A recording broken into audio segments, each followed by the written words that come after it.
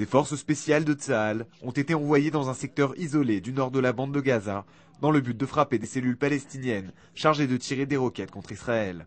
Les commandos se sont positionnés durant la nuit dans une maison de Beth Hanoun, un secteur extrêmement dangereux.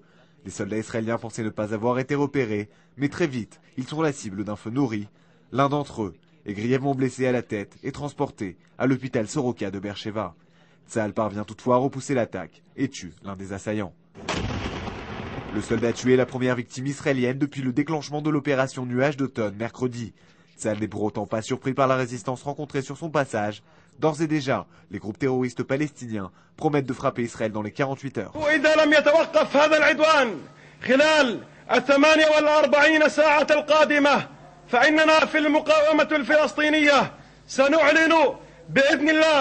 عن استئناف العمليات الاستشهادية التي تدك مدنكم وقراكم داخل الأراضي المحتلة عام 48.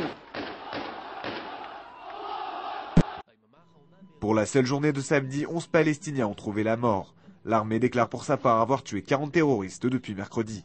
Plusieurs d'entre eux sont morts dans l'attaque de leur véhicule en plein Gaza City. Il s'agit de membres du Hamas qui transportaient des roquettes Qassam. Au total, 7 cellules palestiniennes ont été attaquées. Pour l'heure, l'armée a découvert quelques stocks d'armement contenant des roquettes Qassam, des missiles RPG, des dizaines d'armes automatiques, du matériel de transmission et même des uniformes de Tsahal. Ce week-end, l'armée a toutefois allégé le siège de Beth Hanoun pour permettre à ses résidents de se réapprovisionner en nourriture. Plus tard dans la nuit, le ministre de la Défense Amir Peretz s'est rendu au centre de commandement des opérations.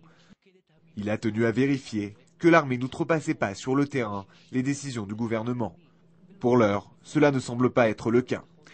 2000 Palestiniens ont par ailleurs été arrêtés par l'armée à Beth Hanoun et 30 d'entre eux ont été transférés au Shabak, les services de renseignement intérieurs, pour y être interrogés.